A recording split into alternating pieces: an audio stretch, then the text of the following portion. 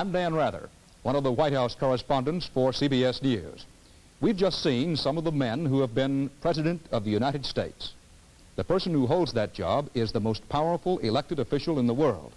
In fact, in the news these days, you might hear some people saying the job has become too powerful. Well, in this half hour, we're going to find out exactly what the President's powers are, where they come from, and how he is allowed to use them. From George Washington to Richard Nixon, it's been quite a story. From CBS News, What's the Presidency All About? A special broadcast for young people with CBS News White House correspondent Dan Rather. This is the seal of the President of the United States. It's the symbol of the great power and prestige of the presidency.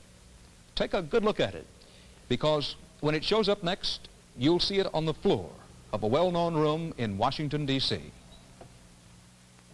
A copy of the seal is woven into the rug in the famous White House Oval Office, which many of our presidents have used. Right now, this is Richard Nixon's office. Every president chooses his own desk and chair. President Nixon's desk was the one he used when he was vice president.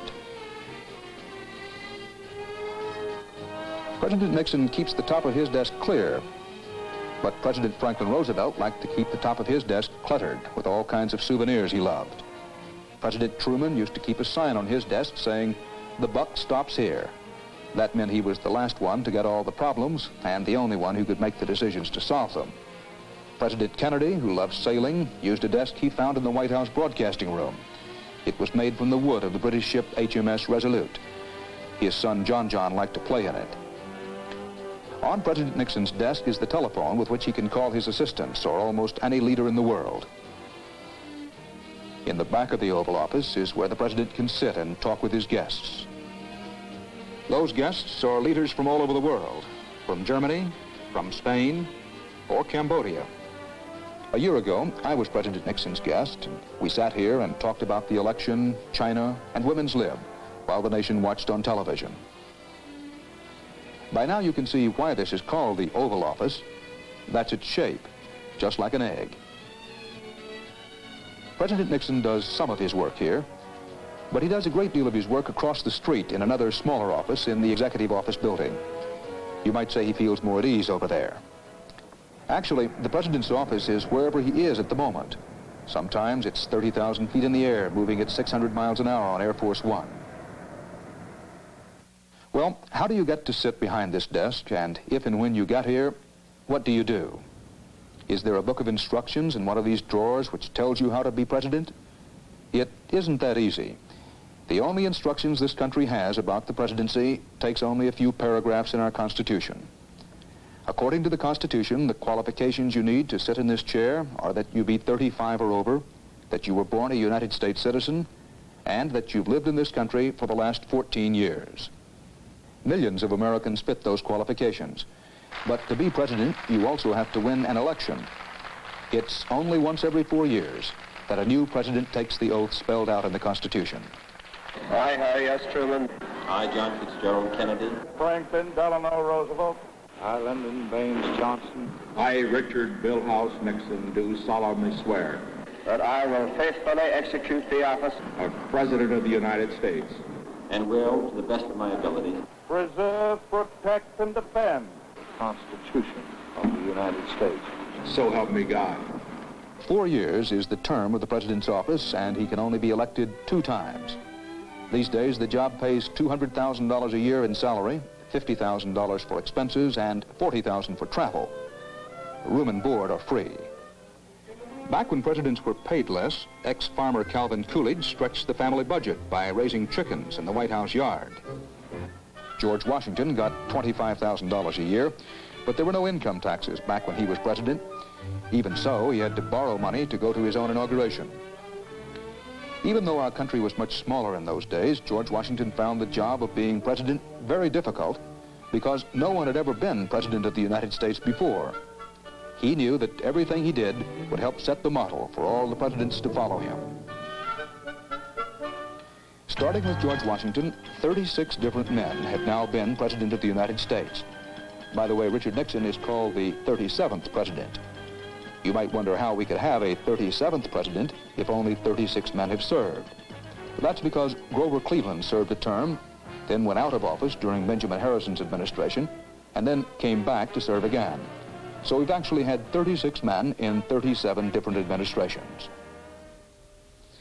From Washington to Nixon, every man who has held the presidential office has added something else to the responsibilities. Today, the man who is president has to work at least 8 different jobs. Now, as we see what those 8 jobs are, it will become clear why the presidency is so powerful. First of all, the person who sits behind this desk is the chief of quite a few things. For example, he's chief of state. To be chief of state means the president is the ceremonial head of the country. In this particular job, he is to us what a king or queen is to England, or what an emperor is to Japan. He is the living symbol of the people and the power that is the United States. As chief of state, the president has many ceremonial duties to perform. For example, he gives out medals to war heroes. He greets the winners of contests. He's greeted men coming back from the moon. Sometimes he throws out the first ball at the beginning of the baseball season.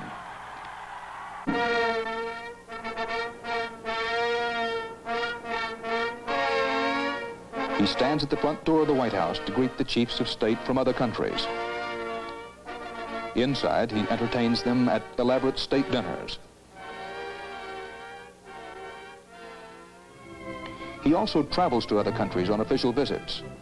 President Nixon's trip to China last year was a good example of the role the president plays as chief of state. President William Howard Taft once said, "The president represents the dignity and the majesty of the American people." At more than 300 pounds, you might say no one was more majestic than President Taft. The president is not only chief of state, he's another kind of chief too. He's chief executive of the United States. In this job, it's his responsibility to see to it the laws Congress passes are enforced. He also enforces the decisions of the federal courts and carries out the treaties we make with foreign countries. Of course, he doesn't do all this by himself.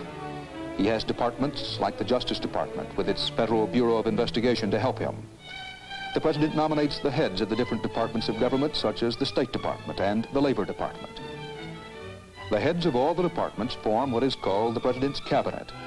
As chief executive, the president determines what policies each department of government works under.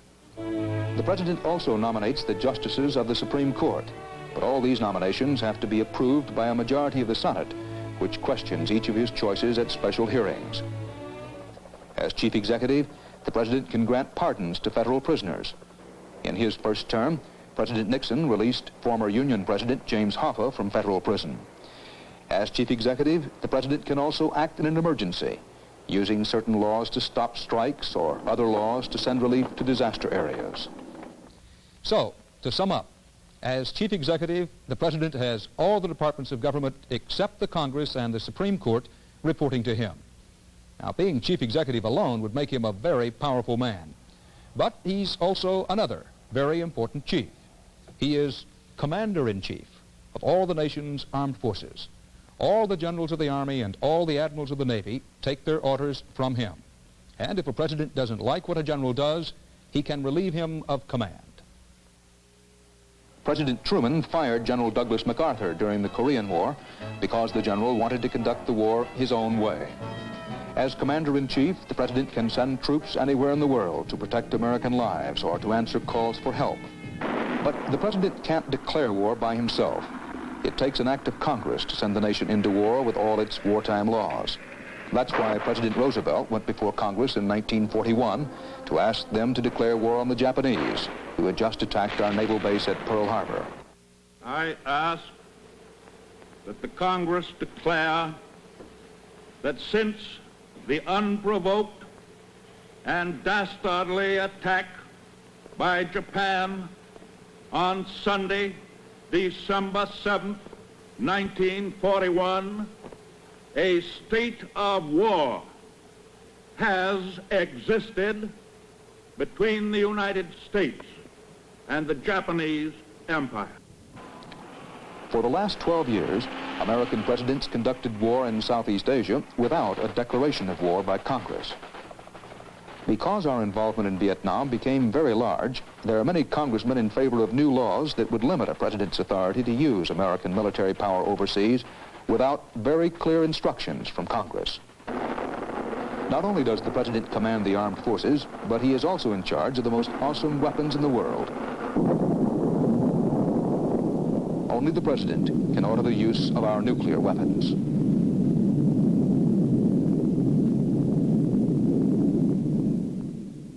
So the first three jobs of being president involve being a chief. Chief of state, chief executive, and commander-in-chief. Now let's move into another one of the president's great responsibilities. The president directs American foreign policy. Foreign policy is how we deal with other nations. For example, the fact that we do not recognize the communist government of Cuba headed by Fidel Castro is part of our foreign policy. It's foreign policy when we give fighter planes to Israel or Greece. It's part of our foreign policy to sell huge amounts of grain to the Soviet Union. Foreign policy can change. When President Nixon went to China, he went there not only as chief of state, but he went there to begin a new foreign policy with a country we had regarded as an enemy. Many of our presidents relied on their secretaries of state to help make foreign policy. President Eisenhower was influenced by his Secretary of State, John Foster Dulles. But many presidents, including Richard Nixon, have liked to direct most of the policy themselves. To help him do this, President Nixon relies heavily on his personal advisor, Henry Kissinger. Although the president can make treaties with other nations and appoint ambassadors to countries around the world, he still needs the approval of the Senate to do these things. When the president makes a foreign policy decision affecting the people of the United States, it also affects millions of people living elsewhere. As a result, to the people of the world, the president is the best-known American and the man who speaks for the power of the United States. While most people throughout the world can name our president, how many Americans do you think could name the president of Mexico or Uganda or the Prime Minister of Canada? Did you recognize President Echeverria of Mexico, President Amin of Uganda, and Prime Minister Trudeau of Canada? We're so used to the idea of having a president that it seems we've always had one. But as a matter of fact, this country had been in existence about 13 years before George Washington went to New York to take the first oath of office. Here's how the American presidency came about. After the American Revolution, the 13 original states governed themselves under what was called the Articles of Confederation. They had no Congress which could collect taxes, they had no way of raising an army, and there was no way of enforcing laws. There was also no strong central leader of the country. In order to make the Articles of Confederation stronger, the states sent 55 delegates to Philadelphia in the spring of 1787. Among them were Ben Franklin of Pennsylvania, Alexander Hamilton of New York, and James Madison of Virginia. In charge of those secret meetings was George Washington. 4 months later, when the delegates finished their work, instead of a stronger Articles of Confederation, we had a new Constitution and a new kind of government. During that hot Philadelphia summer, a good many delegates said the United States should have a king, but they were reminded that it was an English king, King George III, who had brought about the American Revolution. As a result, there were suggestions that 2 or 3 men head the government, so one man would not become all-powerful. Some delegates wanted a president who would serve for life, while others thought 20 years or even 7 years was long enough. Out of all the arguments came a compromise based on an idea of James Wilson of Pennsylvania. We would have a single president. He would serve for a term of 4 years, and his title would be His Excellency. By the way, after George Washington was chosen as our first president, his vice president, John Adams, thought our new leader should be called His Highness, the President of the United States and Protector of the Rights of Same. However, George Washington said simply being called president was good enough for him. At first, the Constitution did not put a limit on the number of terms a president could serve. Since Washington decided to serve only 2 terms, so did every other president who followed, with the exception of Franklin Roosevelt, who was elected to 4 terms. As a result of Roosevelt's many elections, the Constitution was amended. It now limits any president to only 2 elected terms, the number of terms George Washington chose to have. Even though we think of our president as being leader of all the people, It wasn't all the people who selected him to run for the office. The men who run for president belonged to political parties. It was these political parties, such as the Democrats or the Republicans, which nominated them and paid for their campaign expenses. When a party gets their man elected president, they consider him to be the leader of the party, too. President Nixon is a Republican, and being president makes him the most powerful Republican in his party. He has the power to select the party officials, and he can give out thousands of jobs in government to those who worked hard for the party and his election.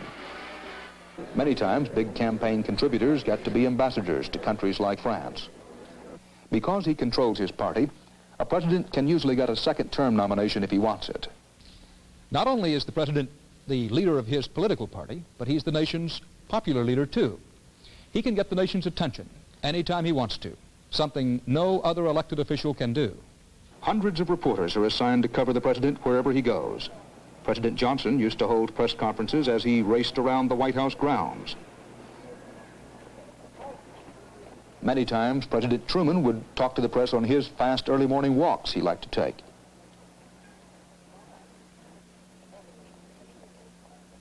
President Franklin Roosevelt used to talk to the nation from the White House in his famous fireside chats.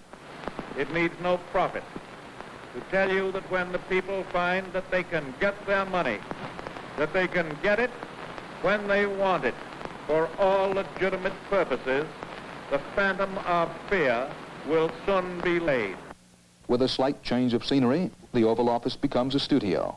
President Nixon was able to sit behind his desk in January and tell the nation about the ceasefire in Vietnam. To end the war and bring peace with honor in Vietnam and in Southeast Asia. Presidents can hold news conferences anytime they wish. President Kennedy was noted for the humor he used to get into his many televised conferences.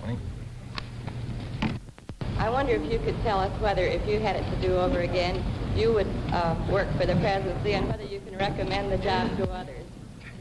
Well, the answer is, the first is yes, and the second is no. I don't recommend it to others, at least for a while. Everything a president does is reported throughout the world. Who did he see today? Where does he go to church? What does he like to eat?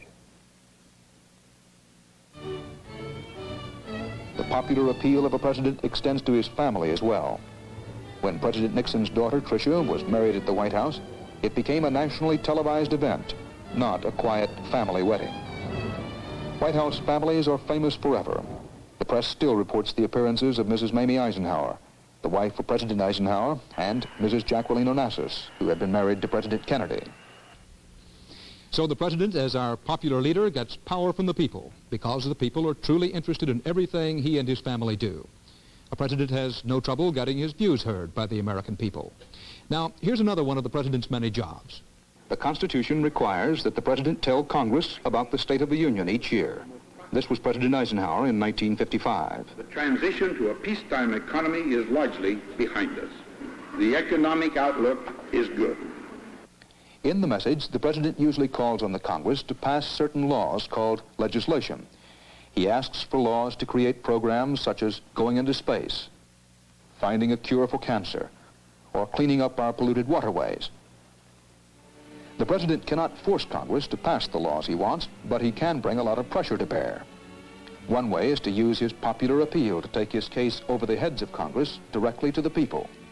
He tries to get the people to pressure Congress.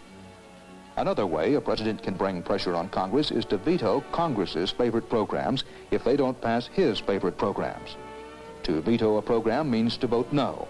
It means the program is dead unless the Congress can get 2/3 of its members to vote yes on the program once again. That seldom happens. So things have to get done by compromise. To compromise means each side must give a little. To do his job, the president requires a lot of help. He needs assistants, advisors, counselors, secretaries, and thousands of other special people to help provide him with the information he needs to make decisions.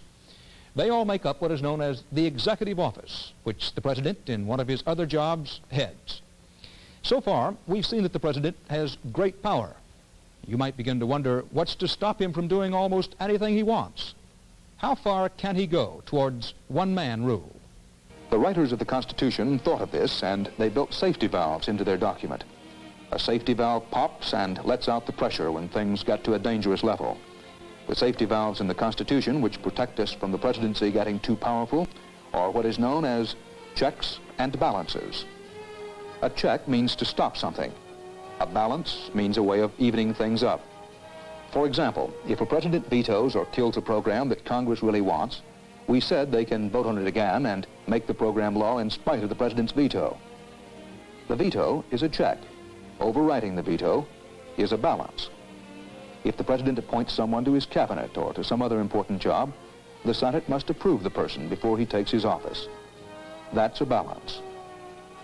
Although the president is the one to make up the budget, how we spend our money, Congress is the one to give him the money. This is a balance. Another check hanging over the president is the possibility of impeachment. Impeachment means that if the president fails to perform in office, if he does not live up to the Constitution, he can be removed by a 2/3 vote of the House and Senate, and after a Senate trial. No American president has ever been removed from office, although impeachment was tried against President Andrew Johnson in 1868. Finally, if a president fails to please the people, they themselves can remove him from office through elections at the end of his term. So presidential power is checked here and balanced there, so that theoretically no one part of our government gets to be any stronger than any other part. When the balance leans one way, as many are now saying the presidency is too strong, there are means by which the congressional branch of government can tilt things over the other way. If the Congress and the president get to a point where there's a serious dispute on who has the authority to act, then the final judge becomes the third branch of the government, the Supreme Court. As we have seen today, the job of being president has 8 important parts. From time to time, it's been suggested that we have 2 presidents, one to run the country and the other just to attend ceremonies. So, as we've tried to show, the presidency is a job with a great deal of power. Power to send men into combat, power to deal with other nations, power to persuade the people in the Congress that a certain course should be followed. These days there are many, especially in Congress, who feel that the presidency has become too powerful. They talk of a constitutional crisis. They say that the executive branch of government, led by the president, has become more powerful than the Constitution intended. Struggles between the president and the Congress are not new. They go all the way back to George Washington's time. But the power of the presidency has grown so that this current fight for authority might indeed put the Constitution to a test. Its outcome, decided perhaps in the Supreme Court, might change American history for years to come. That's why we took the time today for this brief look at what the presidency is all about. I'm Dan Rather for CBS News. White House is a very pleasant place to live, but it's just like living behind an iron fence or behind bars, really. I used to call it the Great White Jail. It is truly, I think, the most powerful position in the free world. One of a president's greatest resources is the moral authority of his office. A president's hardest task is not to do what is right, but to know what is right.